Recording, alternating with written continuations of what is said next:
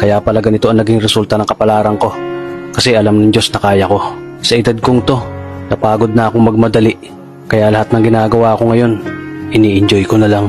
Siguro sa dami na rin ng aking pinagdaanan, napagtanto ko na ang buhay ay mas malawak at mas mahiwaga pa sa mga problemang dumarating sa buhay natin.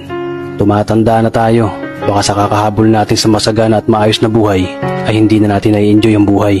Baka nabubuhay na lang tayo dahil nape-pressure tayo sa sasabihin ng ibang tao.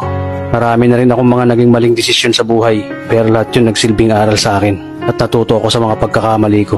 May mga taong sobra nating mamahalin at bibigyan ng halaga, pero ibabalik lang sa atin ay kabiguan at matinding trauma. Kaya wag nating liliwin ng mga taong tulad nila dahil mas payapa kapag hindi ka na interesadong malaman pa kung ano pang balita sa kanila. At wag mong idepende ang sarili mo sa kahit kanino. Tandaan mo, kahit sarili mong anino, iiwan ka din nito kapag madilim na ang paligid mo. Kailangan natin matutunan na wag ikumpara ang sarili natin sa iba dahil hindi natin laban ang laban nila. Karera mo to, di nila karera. Dahil ang buhay ay hindi naman nasusukat sa kung sino ang mayaman, kundi kung sino ang payapa.